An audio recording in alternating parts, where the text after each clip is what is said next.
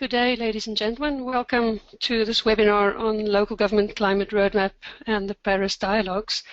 We'll give people a few more minutes to join us, and slowly but surely people are coming into the system. Today we will be listening also specifically to Yunus Arikan, the Head of Global Policy and Advocacy and our UNFCCC designated contact point for ICLEI. He's also the focal point of local governments and municipal authorities, the LGMA constituency, to the UNFCCC. Maybe before we start with the presentation, I'd like to introduce myself to you, Maryke van Staden, and Louisa, who will quickly brief you on the technical opportunities in this webinar. So Louisa, over to you. Thank you so much, Maryke. Also from my side, a warm welcome to this webinar. My name is Louisa Weiss. I am supporting this webinar from the technical side. And I will inform you how we work with the system you have logged into. So for the duration of the presentation given, you will be muted. You are in listen-only mode. That means if you have questions, concerns, or comments to make to the presentation, please type them into the question box. We will have a question and answer session at the end of the webinar, where we will then be happy to answer your questions and engage in a discussion with you. Also, if you have technical difficulties, feel free to type your concerns into the question box. I am happy to assist you. I hope you enjoy this webinar with us. Thank you very much, Louisa. I see there's one question already, a technical question, so I'm sure you'll get back to the colleagues on that one. So without much ado, I'm delighted to introduce to you Yunus Arikan and the presentation he will give to you as a quick snapshot of where we are today. Yunus, over to you. Thank you, Maryke. Good morning, good afternoon, good evening, ladies and gentlemen, colleagues. It's a great pleasure to join you in this webinar. Our goal today in the next 20-25 minutes is to take you through the key events that we will be planning to engage during the 21st Conference of Parties in Paris, scheduled to take place between 30th of November and 11th of December. Before that, as you all can recall, on Friday evening there were a very unpleasant night in Paris due to the terrorist attacks, and as many of the people in the world, we have all shared our condolences and solidarity with city and people of Paris and governments of France, and on taking into account that there are some already precautionary measures to adjust the new situation, I would like to note that all information presented today is valid as of, based on the information valid as of yesterday, 16th of November, and we would like to recall once again that any of this information may be subject to change based on the decisions of the host country, French government, and the UNFCCC Secretariat in terms of events, calendar, access. So we will go through that one, but at least this gives us the idea of what is planned as of today.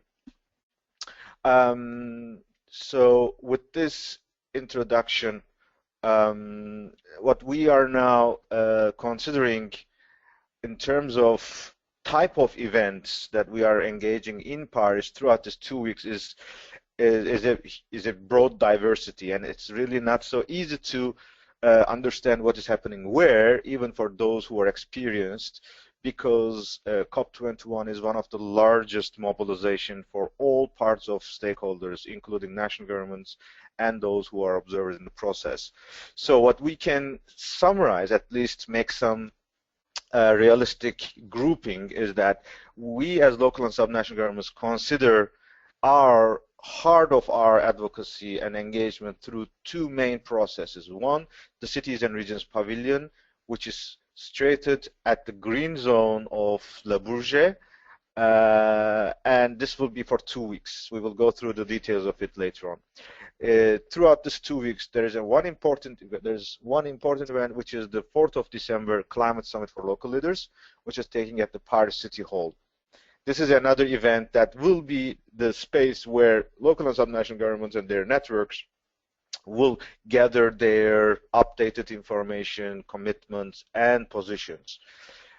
Then, throughout these 2 weeks, we have a number of other events. The ones highlighted as yellow is that the special meetings of the networks through the occasion of COP, there are a number of events. We have a special agenda in the UNFCCC, the Climate Convention Blue Zone, which is the place which can only be accessible by special accreditation, and this also has two different styles. There are regular interventions or engagements, and then there is special engagements through Lima Paris Action Agenda, which is unique for this COP. This has not happened before. And we also have a number of events in City of Paris organized by other partners, which we are, as local and subnational governments, are engaged with. So that is the scope of our presentation today. Let's start with the Blue Zone. The Blue Zone is the place where negotiations take place, which is the decisions adopted by the parties. We, as local governments, subnational governments, are participating into this process either as a member of the networks, which is an observer under the UNFCCC terminology, and it is a special group called Local Governments and Municipal Authorities, or some of our members are accredited through their national delegations, and some of our members are also accredited via other partners. There's one thing important this year is the practice of the UNFCCC Secretariat that anybody who is a political leader of their local or their subnational government or their representative of their parliament, they can mention this in the registration process, and the badges they will receive will say that he's the mayor or the governor or the premier or commissioner, or but this is only applicable for the leaders, the political leaders, which is the highest level. And this procedure is also applicable only to the members of the local government's constituency and the parties. So that is a unique procedure which we are very excited, because it gives a special recognition and a special engagement which honors our members in a unique way, and it reflects with our expectations in this process. And in that sense, we are grateful for the UNFCCC Secretariat.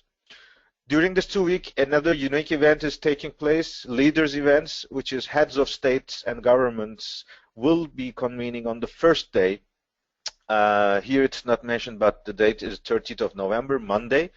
For that day, there is a special procedure. Access to UNFCCC Blue Zone is limited, Green Zone is closed. So it will be a unique event, similar to UN summits that takes place usually in New York, or this kind of summits like Sustainable Development Summit or Rio+20. It will not be a negotiation, it will be expressions of commitments or political guidance of their leaders of the governments.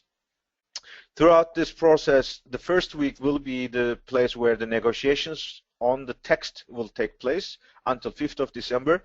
Starting from end of Saturday, 5th of December, the process will be, the negotiations will still continue, but the process will be under the guidance and the authorities of the ministers, which means the negotiations will step down, the ministers will take authorities. So anything that is not concluded by the Saturday, if there are still pending agreements or issues to be agreed, this will take up by the ministers in the second week.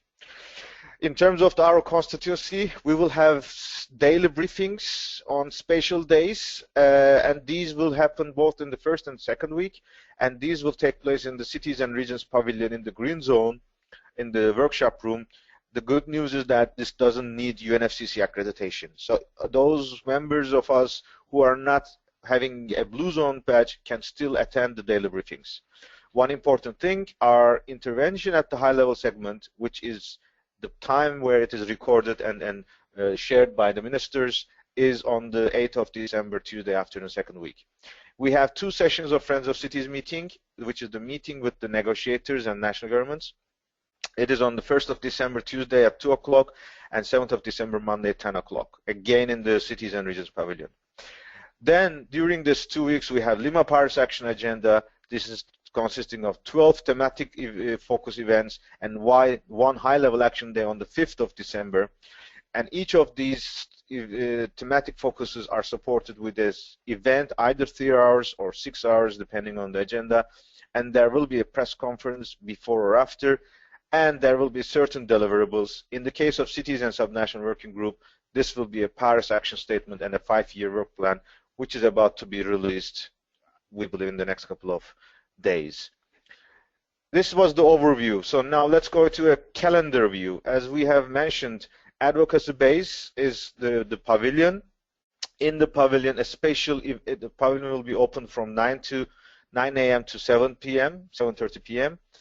There will be a special day of a special train to North Pas-de-Calais region of France.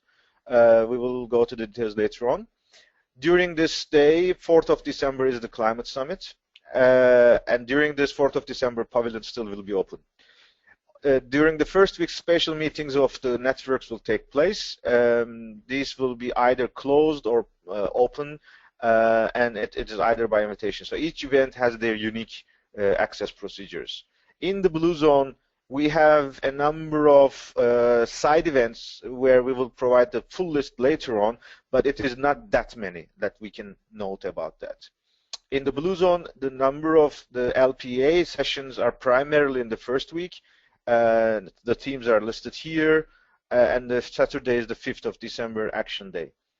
Other events in the city of Paris include a UNESCO summit, a UNESCO conference on water and megacities from 1st and 4th of December, Transport Day on the 6th, and the same day there will be a World Climate Summit.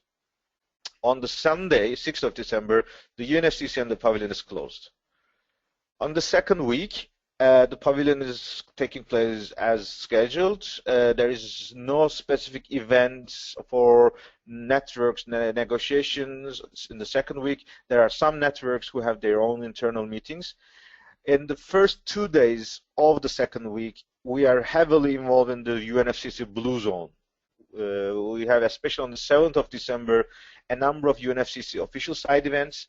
There are a number of side events at the EU Pavilion, China Corner, US Center, both on Monday and Tuesday. There is also the side event of the UN Habitat as the One UN System on Tuesday, 8. The LPA Blue Zone is focusing on energy on the first day, and then the 8th of December is the Cities and Subnational Day, which means, in fact, a 3 hours event in the morning. And in the second week, the main event in the city of Paris is Sustainable Innovation Forum on the 7th and 8th of December. A particular event, as we are all excited, is the City Hall hosting the Climate Summit for Local Leaders. It is jointly hosted by Anne Hidalgo, Mayor of Paris, and Michael Bloomberg in his capacity of UN Special Envoy for Cities and Climate Change. It is supported by a broad diversity of networks of partners. This is the largest global mobilization of local and subnational governments, their leaders and their networks since their first climate summit in 1993. Since during this 20+ years, there has been similar summits, but Paris definitely is the largest in terms of the participation and the announcements and the deliverables. There will be a grand opening in the morning, and thematic sessions will take place throughout the day, especially in the afternoon. There will be a Paris City Hall declaration, and it will be supported by 21 solutions: adapt, curb, and engage, a compilation of selected good practices in these 3 thematic areas. Throughout the day, there will be certain updates from Compact of Mayors, Compact of States and Regions regarding compliance, regarding the targets, and there will be also spatial announcements like new initiatives or releases of new products and partnerships. And now we will move to the Cities and Regions Pavilion. Here is the snapshot of the site. You can see that in the green zone, it is the closest area to the blue zone, but it is in the green zone, and it is the largest space dedicated for a group of organizations. So in that sense, we are expecting that the pavilion will be proudly demonstrating the ambition and the engagement of local and subnational governments in the global climate action throughout the world's cities and regions. A similar experience was held in 2009 in Copenhagen, but in terms of capacity and the deliverables, Paris and cities and regions probably will be much well advanced of Copenhagen, and we are building on this experience from Copenhagen. You can see the logos here. We'll go through them later on now, but we have the website and the hashtags available as well. In terms of the program highlights, we have more than 100 publicly accessible events and closed meetings in the workshop rooms, networking events by partners. More than 35 organizations and cities are contributing, be a network or an intergovernmental organization. We have Arrows of Today, more than 850 participants registered for this event, and this includes more than 200 mayors and local and subnational leaders, which gives the impressive ownership of the global networks and partners. We will have the daily LGMA briefings, and there will be special meetings with the UNFCCC delegations as appropriate.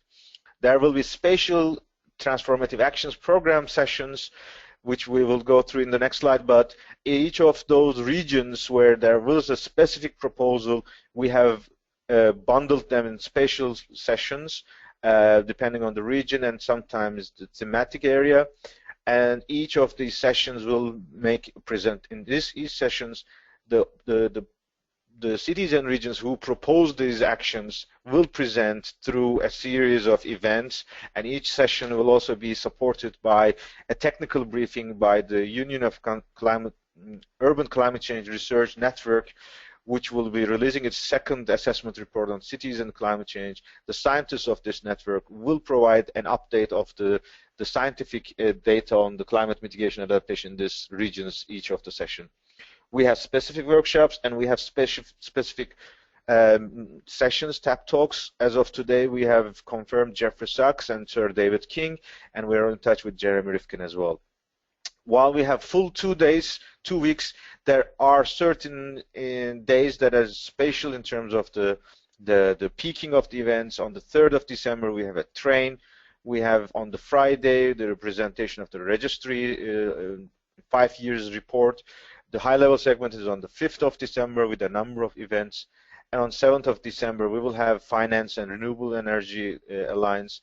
And 8th of December, we will also have a number of events. On the 5th of December, we will also have the opportunity to hear a celebration of the outcome of the Paris Summit and our negotiations and key events as well. I am not going to all the daily information, but I can assure you that as of today, 95% of all slots, which is half an hour or 1 hour, they are all now fully booked, and all our partners are mobilizing their speakers and presenters. You can access all these agenda in the website, Cities and Regions. You can register yourself as of today, and once you register, you will also receive weekly and daily updates. And on the homepage, you can also track every week and every day, and if there is any session description available, you can click and download the existing program as of today as well. The TAP, Transformative Actions Program, is our ambitious agenda. It is developed as a response to the negotiations, believing that after Paris, the key issue will be the implementation, and we want to demonstrate how ambitious, how cross-cutting, and how inclusive cities and regions can be, and some of those events or activities are already funded by their own resources, but some are looking for funding, and you can see the diversity that from north and south, east and west, hundreds of cities and regions are demonstrating how they are fulfilling these 3 goals: ambitious, cross-cutting, and inclusive. And during this summit, we will be able to listen to them, and our goal is that all these potentials should be tapped in the next 5 years or 10 years as appropriate, either by national or global funds or capacity building activities, so that these are fully in force and delivering mitigation and adaptation results. One demonstration of how ambitious we could be is a submission from Nord-Pas-de-Calais region in the north of France. The third industrial revolution is taking place in this city and region. We will be having a direct hands-on demonstration of how a coal mine area can turn into an ecologically sustainable and inclusive and ambitious human settlements, thanks to the initiatives under the Jeremy Rifkin and their partners. And we will have a number of sessions and presentations, and the French President and the European Commissioner will also join us. So we will have a spatial train taking us, a TGV train from Gare du Nord to Nord-Pas-de-Calais and come back. And this will be a special service, and there's a special registration feature for that as well. So the last two slides is on the negotiations.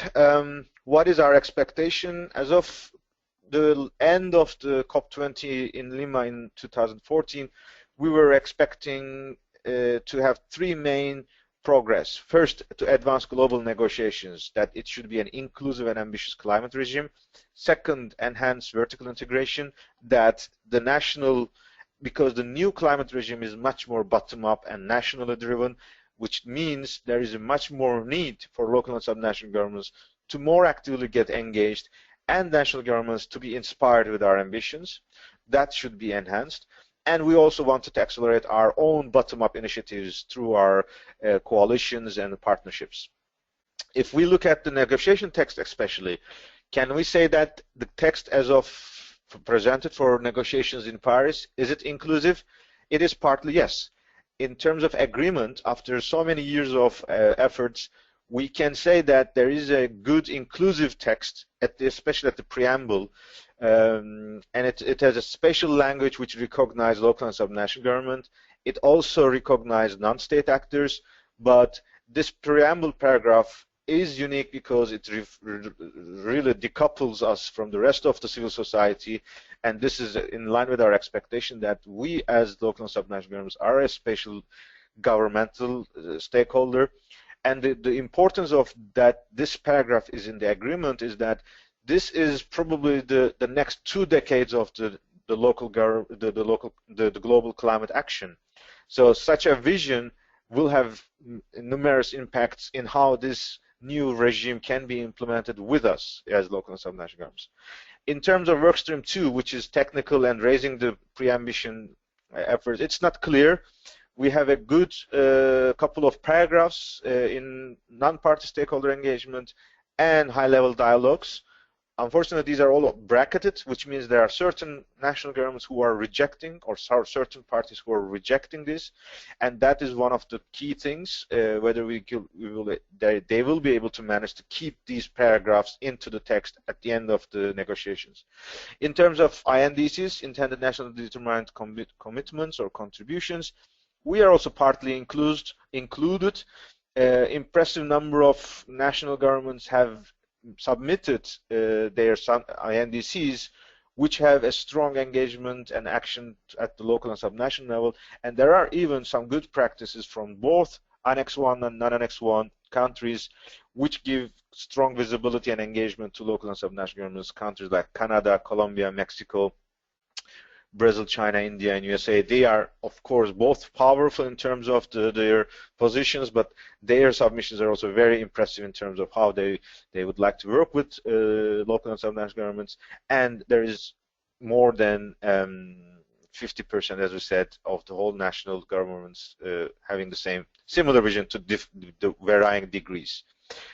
The biggest question mark, whether this package is ambitious. At the moment, it is unclear.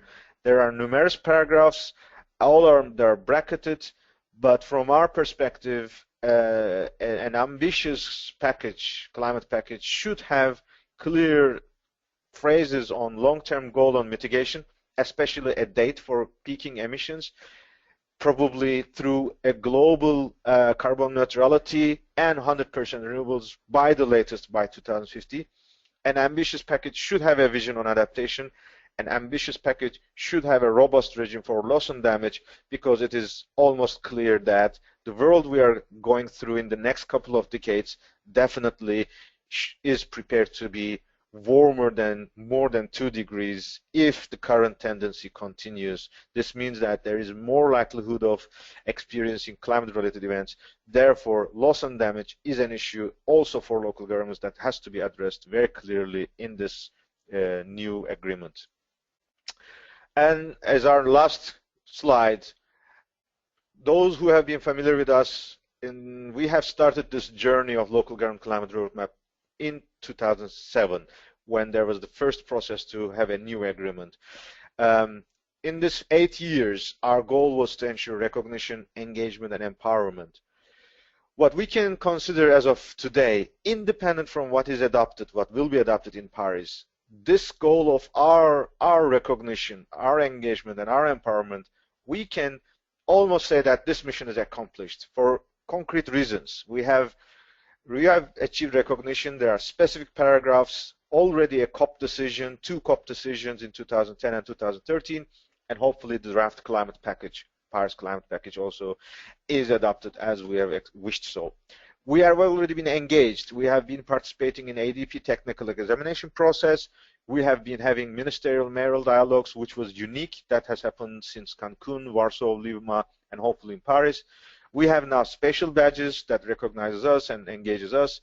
We have a process led by the presidencies, Lima Paris Action Agenda, a special website, NASCA platform, and we have INDCs. In terms of empowerment, we have, since 2 years ago in 2014, the first sustainable integrated action program on sustainable cities under the GEF, which is the financing mechanism of the convention. Similar preparations are coming through Global Climate Fund. There is a new initiative coming from the 2014 UN Summit, Cities Climate Finance Leadership Alliance, hopefully announcing new initiatives. And in parallel processes, in the disaster risk reduction, in Addis Ababa finance, and Sustainable Development Goals on 11, there are numerous paragraphs that gives us that the new urban world definitely has to work with the local and subnational governments and the global community, and there are specific paragraphs that also foresees our empowerment in terms of resources and capacity building efforts and recognition of our efforts. So it's very likely, we are not sure of what will Paris result, but at least as a bottom-up global mobilization and advocacy effort of local and subnational governments, local government climate roadmap can announce that it has accomplished its mission. And of course, after Paris, our goal is to raise ambition at all levels and accelerate action at all levels. With this, I would like to conclude our presentation. It's already 25 minutes or 20 minutes left, and we have the first half an hour is finished. In the presentation, which you would see in the home pages later on, we have also uploaded with a number of events since 1993 that we have been engaged. This is aiming to honor all our leaders in the past. All of them have made significant contributions. All of them have incredible motivation and dedication. And without these efforts, these achievements in Paris will never be possible. And we'd like to thank all our leaders, partners, friends for this unprecedented and definitely a commitment, engagement in this process. This collective effort is really the biggest strength of the local and subnational governments across the world, without making any differentiation in terms of where we are coming from, because we know that we will be facing the same success or failure if these coalitions are not united. So these are the latest figures and photos of the last couple of years where we had the honor. All these dialogues resulted the impressive achievements that we have seen today. With this, I'd like to conclude. I'm ready for your questions. Maryke, I want to thank you very much for your support in making the dialogue between the webinar participants. And once again, thank you very much for your patience and interest. Okay, thanks a lot, Yunus. The first question I have already answered by writing. Will we share this presentation? Yes, gladly. So we can share that with the participants as well as the video recording link afterwards. And let me check. Bernie and Steve had a very similar question around the climate summit access. How do we register? Is it possible for non-mayors to access? Yunus, would you like to flag that one? Well, the Paris summit is managed by the city of Paris, the administration of Paris, and the Bloomberg Philanthropies is supporting in terms of registration. As of today, we are expecting that there will be at least mayors plus one. In terms of non-mayors or non-political leaders, I think this is a question of the logistical capacity and limitations. And we are expecting a number of updates either today or tomorrow in terms of these kind of clarities. Okay, thank you. I think the next few days certainly will hopefully clarify a number of issues around what is going to happen in Paris. I do not see any more questions, so please feel free to type in your questions or raise your hand, and we can also allow you to share your thoughts with us. I know Yunus he loves using abbreviations, so LPAA, Lima Paris Action Agenda. That is very much at the heart of this inclusive approach that is being taken at the COP21, and it's a very interesting approach to link to the previous COP presidency and make sure that there is well thought integrated approaches between the Peruvians and the French, also hoping for a very solid, robust COP21 outcome. Let me check the questions again. Nope, no more questions. Anybody raise their hands? You're very warmly invited to question or contribute your thoughts to what Yunus has also indicated. I see Emilio has a question. Oh, we are having some questions, Maryke. Let me quickly see. I'm slow in checking them. For some reason, I cannot see the questions. Okay, I can help. We have a question from Muzukisi Gwata. He says, I have applied for access to Pavilion and received a visa letter. Does that mean my application was successful?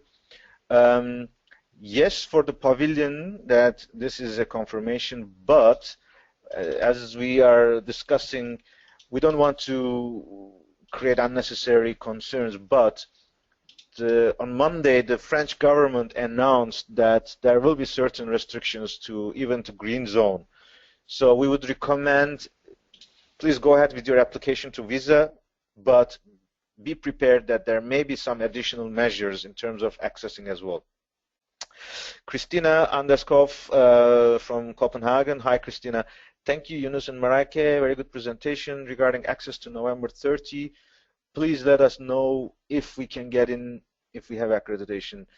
Christina, yes, even those who have blue zone badges may not be allowed because the UNFCCC Secretariat has a certain practice that they may issue secondary badges, which is distributed according to the quota of the constituencies. In the UNFCCC, the civil society constitutes of 9 major groups, trade unions, indigenous people, women, youth, business, and depending on the number of accreditations, they receive a certain quota, and this secondary badges, secondary access is distributed constituency by constituency, and it is extremely limited. But we coordinate internally, and we will of course update you, and we will be sharing based on the guidance provided by the Secretariat. Emilio D'Alessio, hi Emilio, you have been a long while not engaged, and Emilio has been from Italy leading the networks of local governments for a long while, and also in ICLEI, so he's a long friend of us. Great to hear from you. Have you extended registering deadline for the TAP Pavilion? I knew it was November 15. I would check. I don't know exactly. We can check with our partners, our colleagues, but I think we can manage it as today. But let's share the update. We will check with that, and I would ask my colleagues from the Pavilion who would guide me on that. Helen Davis asks a question about UNESCO Water and Megacities. Maryke, you have been involved. Do you know anything on the access to the UNESCO Water and Megacities Day? That will definitely be through a separate registration. So if you just Google UNESCO Water and Megacities Day, you would reach the program and details on how to access that as well. So, Karsten from ICLEI Europe, what does the additional security measures mean for the civic engagement at COP21, which in the past has always been an interesting the outcome of it? Oh, Carsten, well, the whole security measures is because of the latest terrorist attacks. This COP has been one of the most inclusive in terms of engaging non-negotiators through various opportunities. But of course, there is a different world since 13th of November, especially in Paris. So we cannot guess anything on that. We'll see. We have to wait and see, and we have to respond. So my colleagues to me informs that registration to Pavilion, Cities and Region Pavilion, is open until 23rd of November.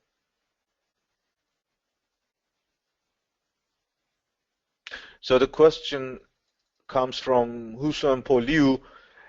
After the pre-registration accepted, will we have another formal confirmation letter? To me, maybe you can help me in that as well. Hi, this is Tumi, and I'm in charge of registrations for the Pavilion. The registration to the Pavilion is a pre-registration because we are when we created the form, we wanted to wait and just see if there are any logistical additional details that we need to clarify, any additional access criteria, and if the French government would have asked us to create would have asked participants to fill out a form. So for the moment, we only have a confirmation of the pre-registration, and in case there are like additional criteria that you need to provide, then we will ask you, we will send a follow-up email. Would that answer your question? Can you? Yes, thank you, Tumi. That's perfect. Good. So anybody who does wish to make sure that they can access the Cities and Regions Pavilion and also get the ENews updates, because we will also provide updates around news on security and highlights and anything interesting for people who wish to be there. Register as soon as possible, then you're sure that you will get the news. That's all available online on the tap-potential.org website. And feel free to also send us questions if you have any questions around the advocacy side. We warmly welcome you to join us at the LGMA sessions, the briefing sessions in the morning, where we will then also be giving our highlights, what is happening on that day, and to give a brief overview on the negotiation status. Maryke, I think maybe Steven still wants to say something. He has his hand raised again and again. Steve, sorry, it's Steve. Steve Waller, there we go. Yeah. Steve. Maybe it has passed. I see another hand raised by Christina.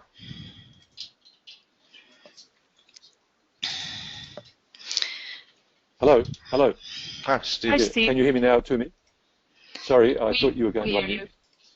Our particular question is about access to the Summit for Local Leaders for ICLEI staff. And that's why both Bernie and I were trying to ask a question, because we've had different experiences trying to register. Well, Steve, this is an issue that needs further clarification, and we have to discuss internally. I know there is a capacity issue, so let's wait for a couple of more days. Okay, thank you. And maybe just to clarify around the visa question, so if you've registered for the Pavilion, it does not have anything to do with your visa application. So make sure you get your letter for the visa application and deal with that yourself to make sure you can also reach Paris in time. This Quickly is particularly, yeah, Maryke, that's good that you highlighted it, because of the measures of the French government. They announced that the Schengen visa process is not anymore applying to France. This means, this may mean that everybody should apply to French embassies once again, even if they have a Schengen visa. But this is something that we are waiting an announcement from the French government, because they may make some exceptional cases because of this short deadline. But it would be good always to speed up your visa procedure as quick as possible. Yunus, will you be able to answer Eva's question on access to the C40 Leadership Awards evening? Yes. Thanks, Maryke, highlighting. I'm just going to that part of the presentation. So C40 Leadership Awards is specially organized by C40, and registration is done by them. There should be, I mean, Eva, you should reach to them. We don't know how they are opening, but we know it's beyond C40 members, but they would also probably have an issue of capacity and also the security limitations. We all are now looking forward to have some more clarity.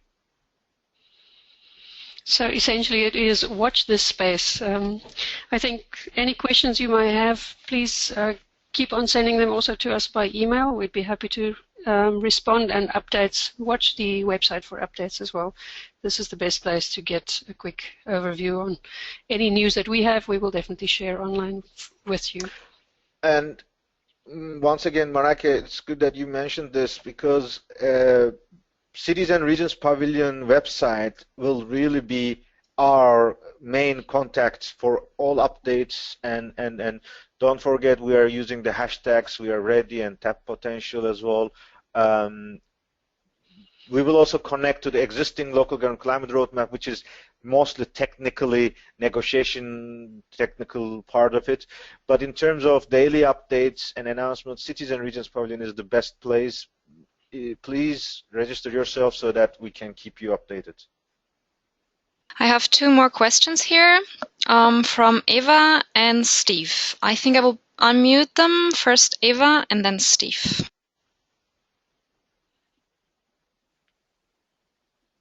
Please go ahead with your question.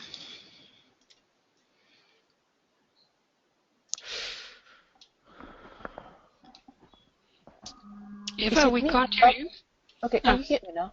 Now we hear you, yes. Okay, now my question is just until when can we make comments on the Paris Declaration? Eva, the Paris Declaration was drafted by the City of Paris with a steering committee and supported by Yale University. I think they were expecting inputs last week, and I don't know how they will make additional comments at this stage. So it would be better to reach the City of Paris under these conditions. Okay, thank you. And I believe Steve was again. Yes. Go ahead, Thanks, Steve. Maryke. Thanks. I have a little bit of confusion between where to go for information for the Blue Zone, because nearly all of our communications are talking about the website, and I think we always mean the Cities and Regions Pavilion website. Will you also be providing updates on the Blue Zone program on the Cities and Regions Pavilion, or do we need to go to the other website each time? Yeah, Steve, this is an excellent question, what we are trying to now work on is that in the Cities and Regions Pavilion, there will be a special session called Local and Subnational Governments and COP21.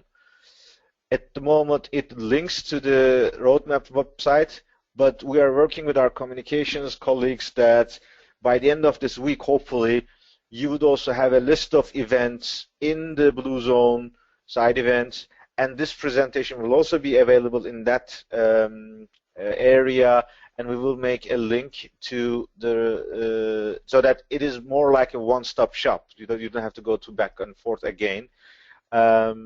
So at the moment, in the roadmap, if you go to Advocacy, there is this 2015 Paris, which is now listing the events that we have shared before.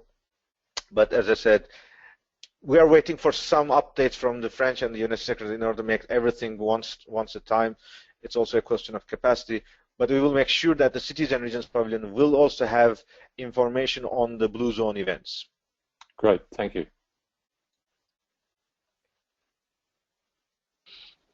And also just to confirm, sadly, we do not manage the Blue Zone, so indeed we will need to constantly loop back and forth and make sure things are running well.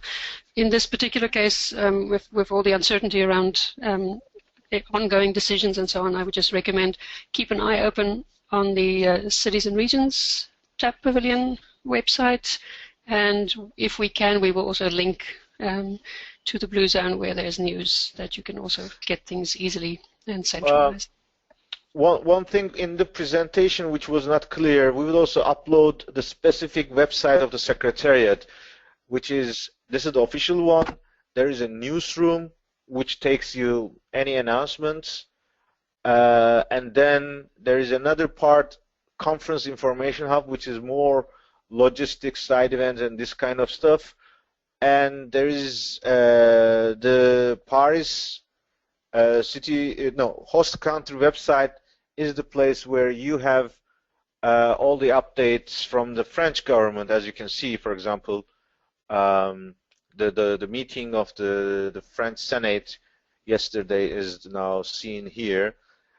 So we will also include these links so that both in the website and the PowerPoint, so that you can also go through them in terms of accessing to this kind of informations. Great. I don't see any further questions or raised hands, so this is the last call. And if there is nothing, then we... Takashi, over to you. Just unmute yourself to speak. Good. Thank you. Thank you, Yunus and Maryke. I may have missed the part of the side event on the 7th about the compact mayors. And I see the event is scheduled on the UNFCCC website, but the details not available. Where can I get or further detailed information on that compact mayors side event? Thanks, Taka, asking this question. This is an initiative of the Compact of Mayors Management Committee. The side event is hosted by ICLEI and UCLG, but it's jointly supported by the Management Committee partners, which is ICLEI, UCLG, C40, Bloomberg, Special Envoy, UN Habitat, and UNSG office.